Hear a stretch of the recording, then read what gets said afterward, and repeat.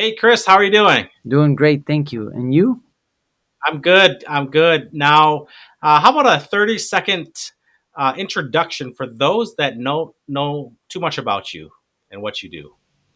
So, my name is Chris Walker, and I live in Ho Chi Minh City, which is in the south of Vietnam.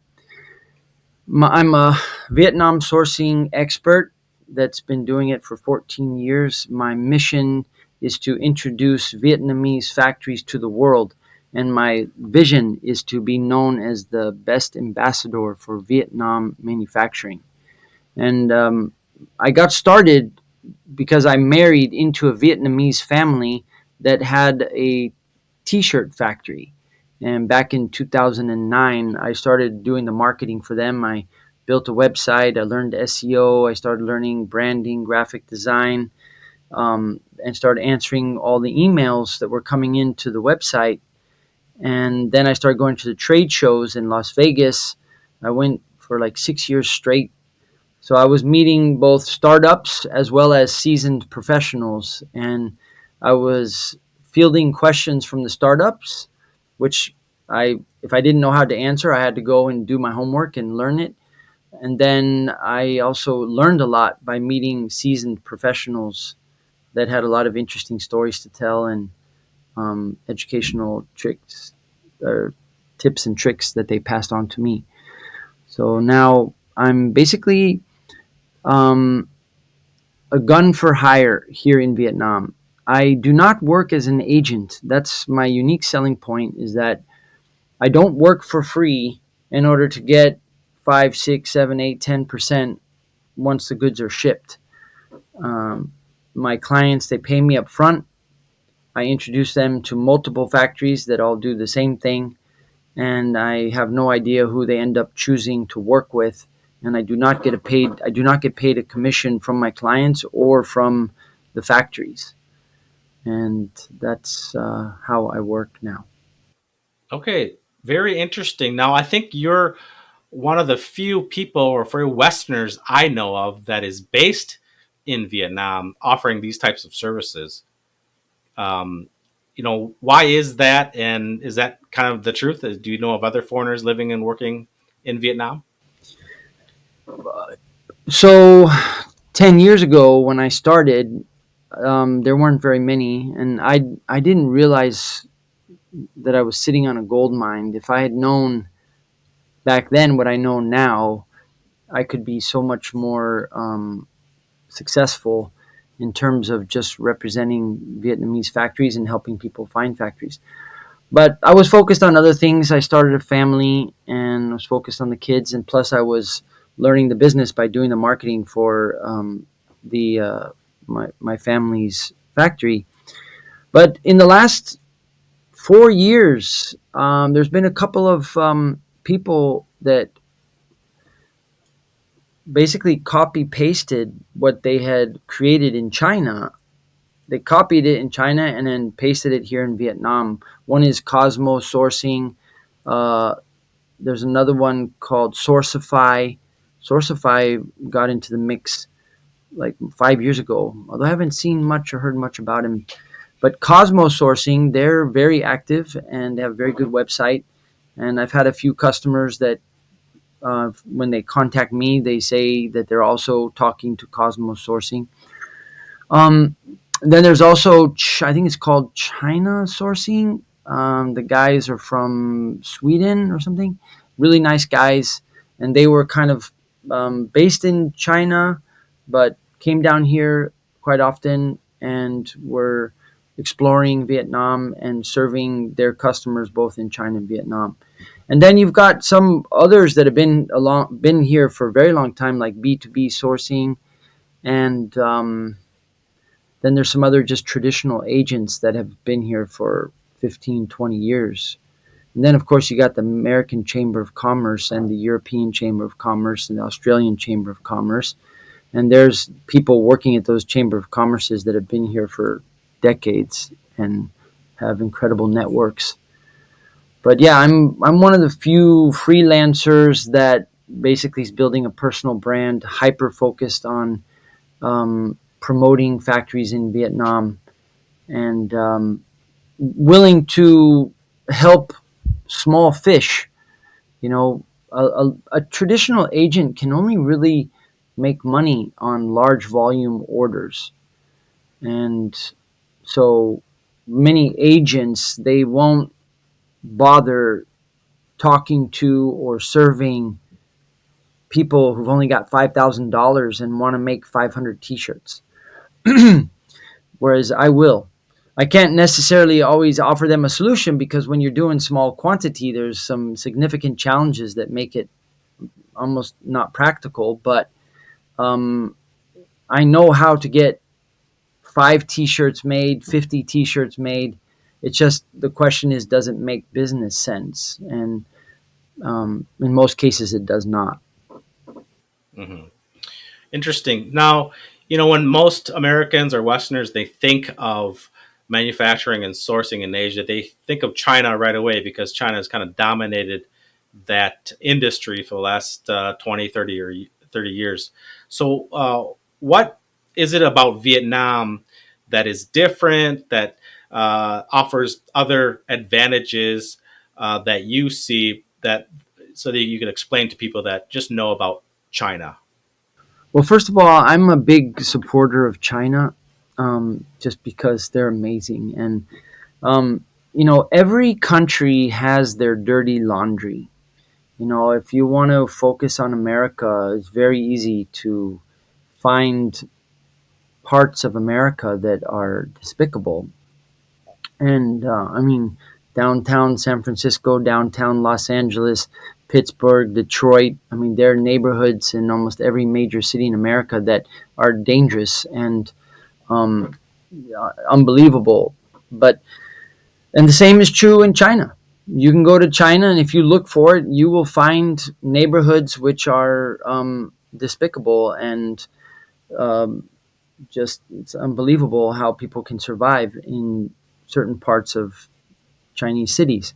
But at the same time, you can find amazing places in America, whether it's the Grand Canyon or New York City or the central coast of California or the mountains in Salt Lake City or the beaches in Florida. So if you look for beautiful places in America, you'll find them. And the same is true in China. If you look for the beauty and amazement of China, you will find it. I don't know. Have you ever flown into Guangzhou City? I've been there, but I don't think I've flown in there. It's amazing. If you fly into Guangzhou at nighttime, it's like the whole city looks like Disneyland. They Hmm. all the buildings have been lit up with colorful lights. All the bridges are lit up with colorful lights. So, I Hmm. mean, that's all you got to do is fly into either Beijing, Shanghai, or Guangzhou and see the city from the sky, and you'll be blown away. And of course, when you get off the beaten track, the story changes. There's some industrial cities in China which are scary, and but in terms of the scale and what China can do, in my opinion, China is the superpower. They've got the land, the natural resources, and the people, and the existing manufacturing that they've built up over the last, since the 1970s. The one thing I always tell people is just think about the population. China has 1.4 billion people, whereas Vietnam only has 100 million. So we're 1/10 the size of China. And that alone tells you a lot. Basically, if you look at it in terms of supply and demand, the demand for capacity in Vietnam is very high. So there's people leaving China, people leaving India, coming to Vietnam looking for capacity. But the amount of capacity in Vietnam is basically hit a ceiling. It cannot, you can't just open up a new factory overnight and increase the capacity of the existing factories. And plus the workers, they have more options now in terms of working at hotels or restaurants or getting into the service industry because the country is growing, just like Korea and Japan and Thailand. They all grew, and the economy grows, the workers have more options. So China has just worked really hard over the last 30, 40 years to become very good at manufacturing almost anything. And then they've got the larger labor force plus all the natural materials or natural resources. So while Vietnam is a good manufacturing country and Vietnam has a lot to offer, it does have some natural resources, but it will never be able to compete with China. It's like comparing apples to oranges. So, but what is Vietnam's unique selling point? And my opinion is it's the government. The government is it's a one party system, and I personally believe, based on what I've seen, that they really care about the poor and the middle class. And I mean, in the 10 years that I've been here, I've seen the standard of living rise significantly across the board for everybody. And I just feel like the Vietnamese government just cares about its people and makes decisions that are good for the whole country. So you basically, all the Vietnamese people, if they want to work hard and create something or work for somebody, there's an opportunity out there for them. And it doesn't matter what their background is, they can improve their standard of living. And there's a sense of hope, sense of freedom, thanks to the way the government runs the country. And also, I like to say that it's a one party system. It's, you can say whatever you want. It's communist. It's like there's only one mafia in this country, and that is the government. But that's a good thing, because if any other groups of people rise up to try to take control economically or socially, they're not welcome and they're basically stopped. Like, one thing that's interesting about Vietnam is you never see cops. You don't see police cars. The only policemen that you see are the traffic police, Hmm. and they're on motorbikes. And they do have uniforms, but all they do is pull you over for speeding or running a red light. But the actual policemen are all undercover. And Hmm. um, so, back to what is the unique selling point? It's safe. The government is pro business. It's easy to get a job. It's easy to start a company. It's easy to import materials and export. So, I think it's just a very pro business country. And it's also um, not religious. Whereas like Bangladesh or Indonesia, they've got, or even like India, they've got really intense religions, a variety of religions. And sometimes those religions are not necessarily conducive for business. But in Vietnam, the government allows all religions to practice, but does not promote any one particular religion, and they certainly don't let any one particular religion become dominant. Basically, the religion is a religious, and so you kind of you don't have that religious element that you have in other countries like maybe Iran or Israel. I mean, yeah. So that's, to me, a nice thing about this country is that it's more they're just focused on enjoying life, earning money, and being safe and happy. Whereas, like, if you compare it to China, one thing about the Chinese, they work really hard, and they're really focused on money. But I personally think that the Chinese focus a bit too much on money. And that's the nice thing about Vietnam, is you get a bit of a balance. Sure, the people, they all want to work hard and make money and rise up, improve their standard of living, but they also know how to go out at night and um, eat street food and drink beer or go on vacations to the beach on the weekend. So you just get a nice balance of work and play. Okay, well said. Now, for those that are thinking of manufacturing or sourcing in Vietnam, what are some industries that Vietnam does fairly well that you would recommend a look?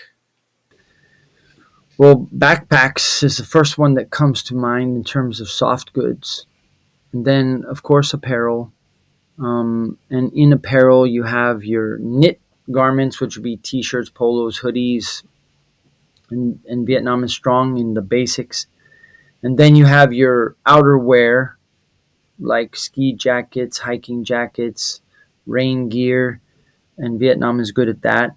When it comes to like high end fashion, Vietnam is not so strong because they don't have a lot of available fashionable fabrics, specifically like woven fashionable fabrics. Most of the fashionable fabrics, woven fabrics, come from Taiwan, Korea, China, and then India and Indonesia.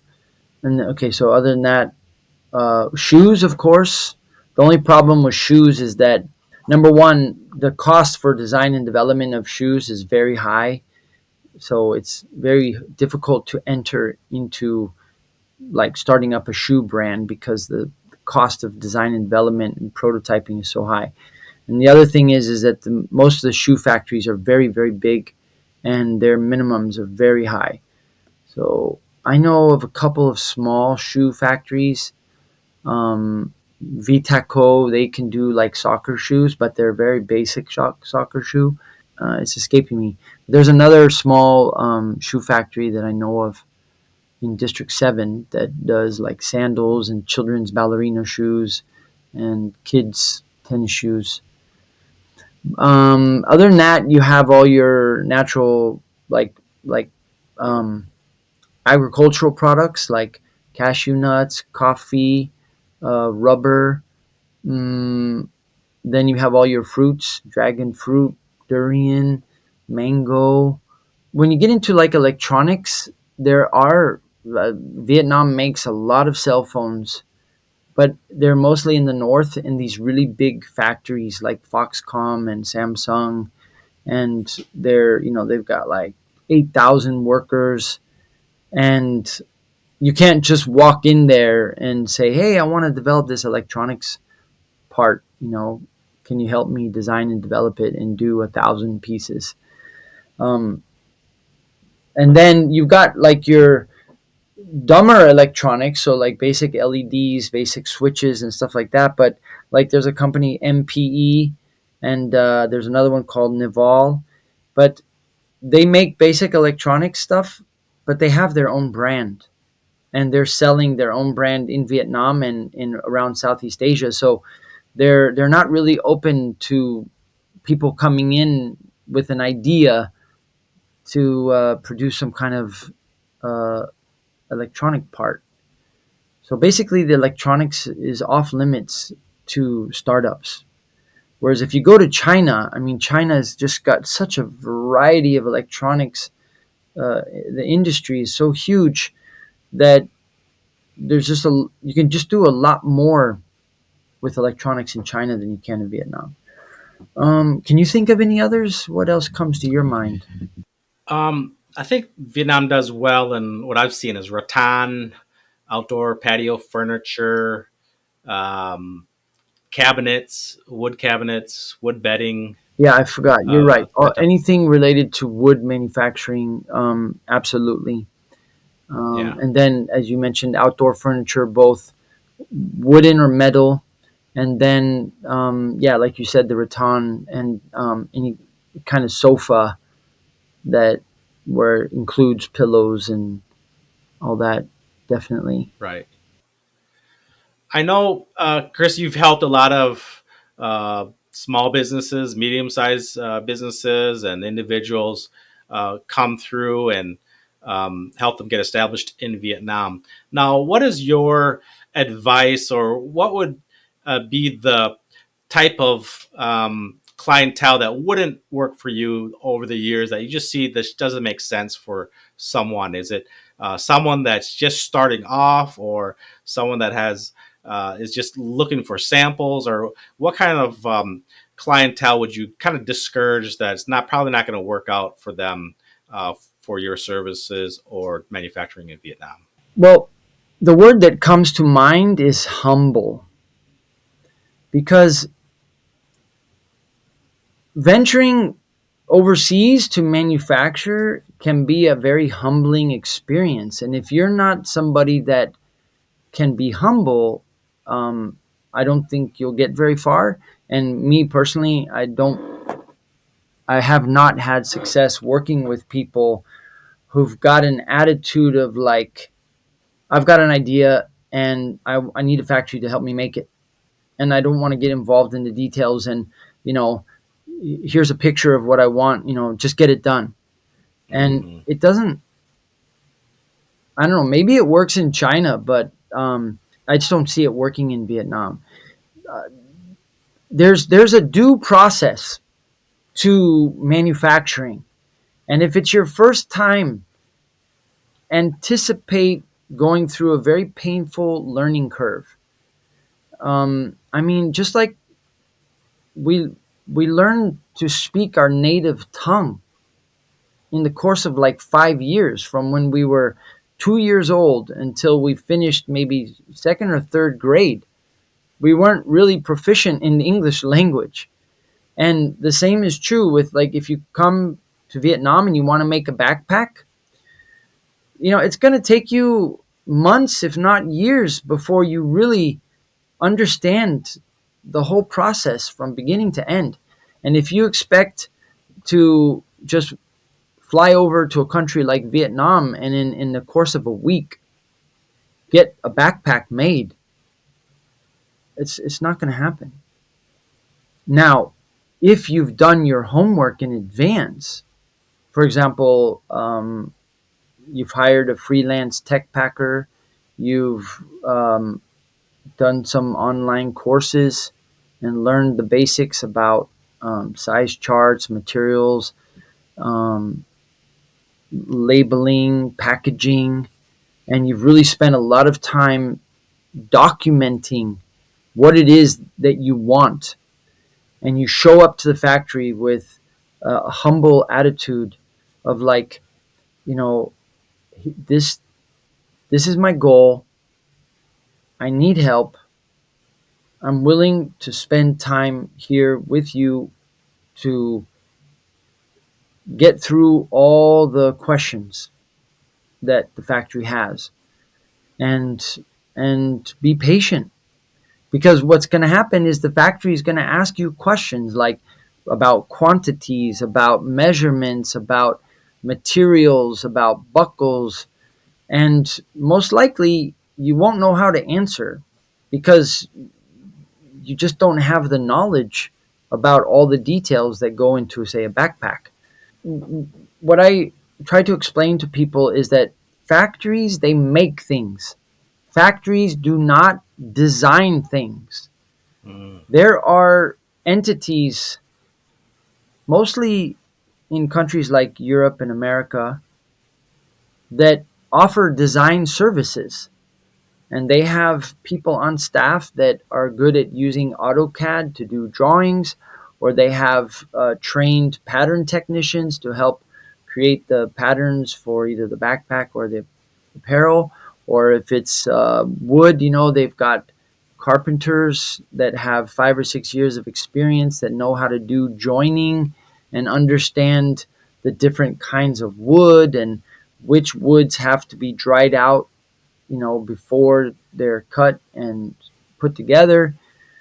And these design companies, I know one. I actually had a client that I think it's called 52 Design, and they charge $35,000 Mm.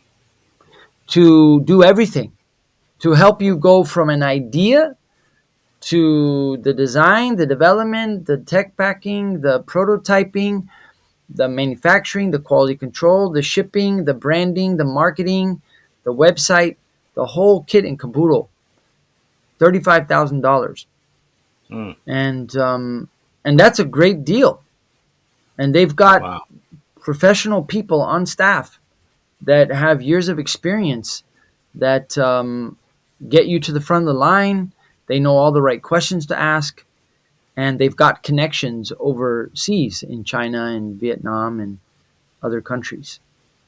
So, Mm. people who come over here with just a couple $1,000s, if they have an attitude of like they expect the factories to just drop everything they're doing and help them, teach them, and um, it just doesn't go over very well. So I hope that Okay. helps. Does that? Yeah, thank you for explaining that process because I think most people have different expectations. So thank you for touching upon that. So, what happens if I'm in America or Canada or in Europe, and I've been looking at Vietnam for the last couple of years, and I'm ready to pull the trigger, and I'm sold on Vietnam now. I really want to get my project, my idea up and running. So, can you run through the process of if I work with you, what services do you offer? What advice or suggestions, or what would that look like if I'm ready to commit to Vietnam now? So let's just focus on soft goods. So apparel, backpacks, hats. Um, I have a list of 27 questions, and I will spend time with you and we'll go through every single question. And if you can answer the question, for example, what's the name of your brand? Okay, that's pretty easy. Um, how many styles do you have? Um, what's your timeline in terms of production? How soon do you plan to get this done? What What's your budget? How much money do you have to spend on production? Um, all the way through, do you have hang tags? Do you have your care labels? Do you have your size measurements? Do you know your fabric specs? Do you know what kind of poly bag that you want? I go through all those 27 questions. And if you don't know how to answer them, I will coach you and teach you what options you have. And hopefully, after I've kind of guided you, you can say, oh, okay, I understand now. And I will choose XYZ. Okay, cool. We note that down and we go on to the next question.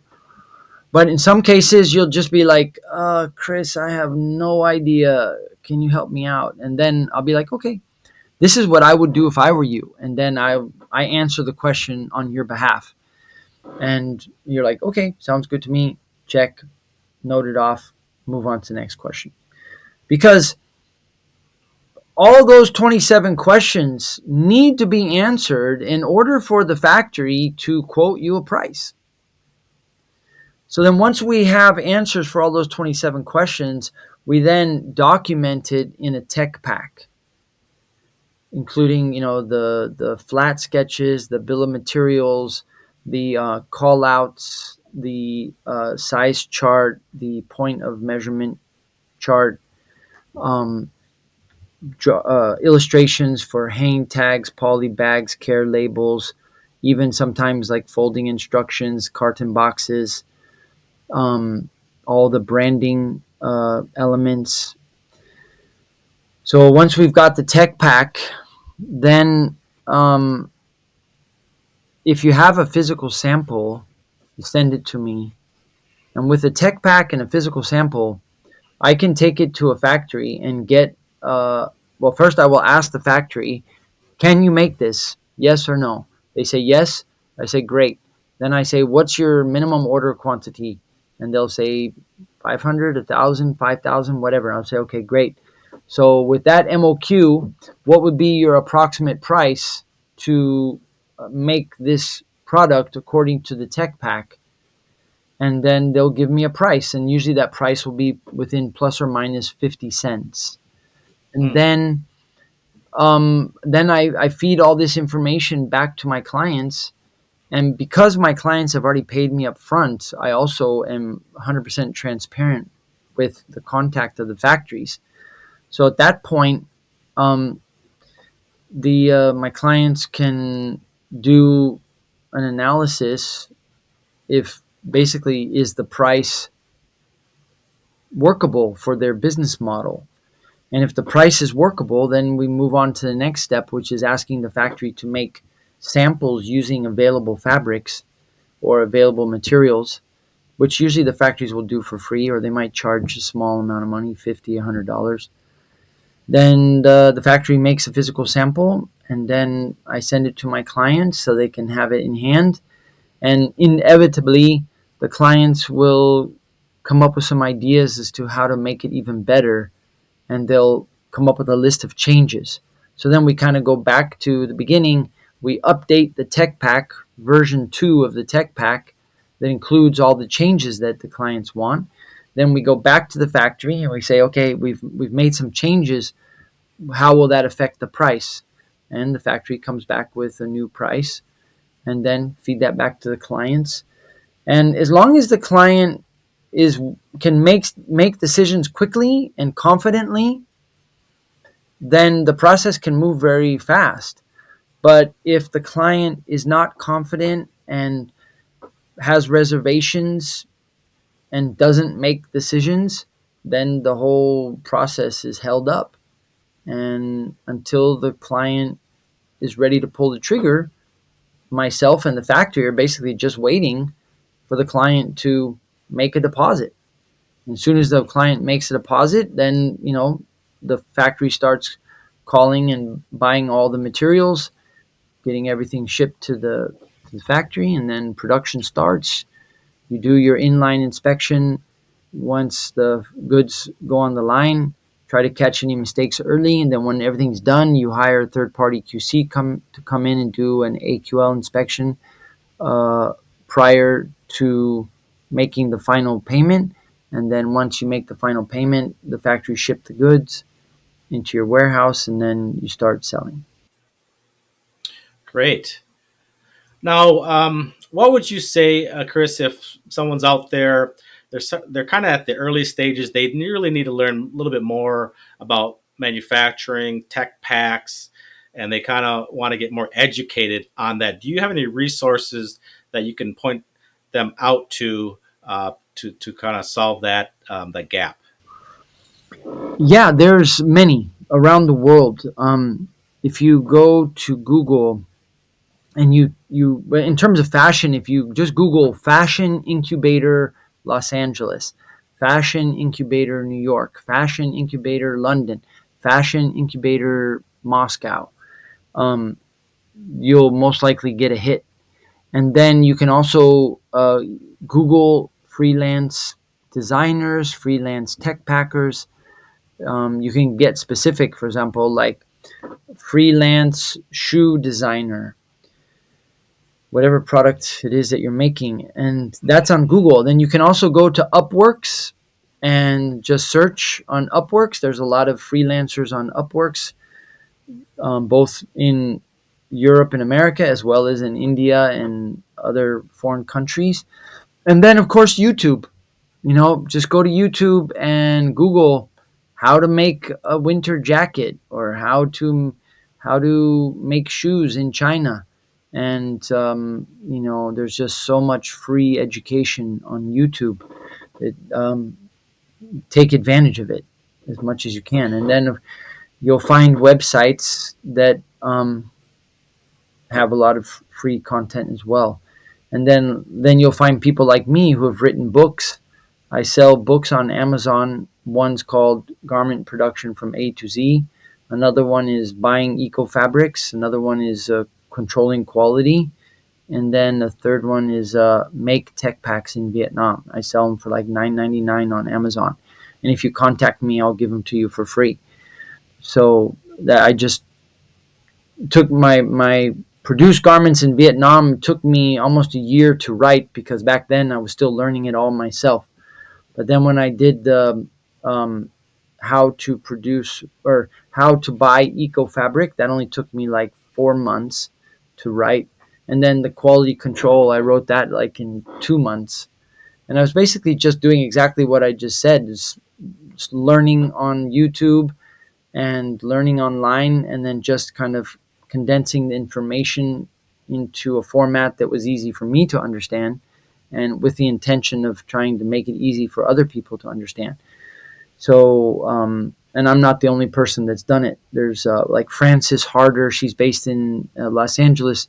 She's got a great book on I forget the title of it, but if you Google Frances Harder fashion startup, you'll find a lot of material that she has. And then there's another one called So Heidi. She's amazing. She's got a lot of great resources, and she's got a podcast.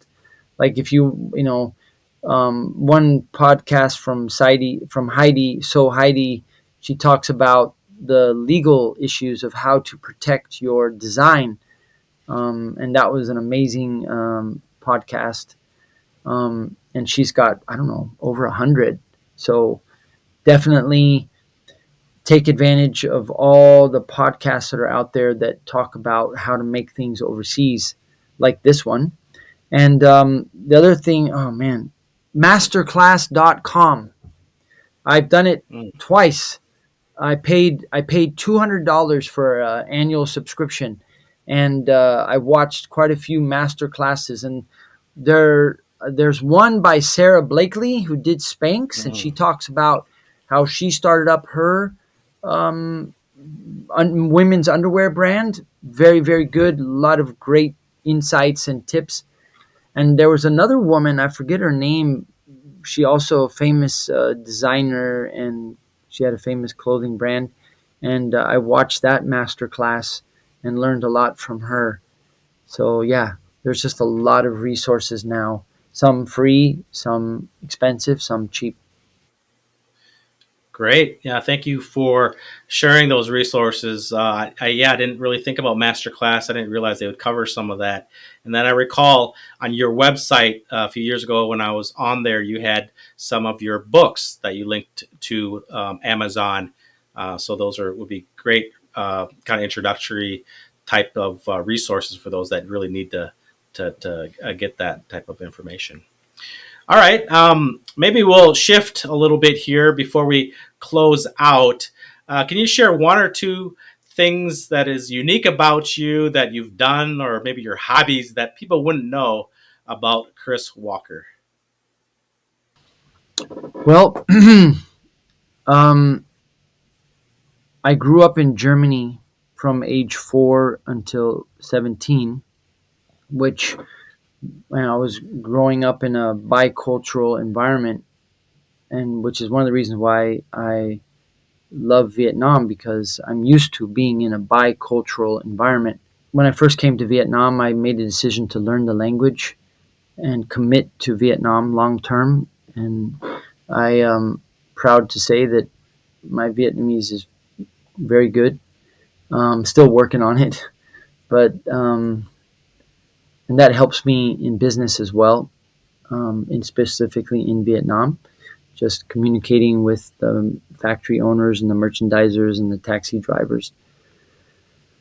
Um, Yeah, and I can attest to that because I know we had brunch or lunch maybe 3 years ago in Tao Dien that you treated me out with, and I remember I was surprised to learn about your Vietnamese. Now, why were you growing up in Germany? Was your father or mother in the military or on a base or something? What was that? my mother was a teacher, and she taught elementary school on the American military bases in Germany. Interesting. I never would have guessed that. I would have never known that you grew up in Germany up to adulthood. Wow, very So interesting. the other thing that I'm proud of is that after I graduated from university, I decided to join the Navy, and I enlisted in the U.S. Navy submarine program. And I went to the Navy nuclear power training, and I served on 6 years, and I did 4 years at sea, basically maintaining a nuclear power plant in the aft section of the submarine. So I was based in Hawaii and did a few tours over to Asia.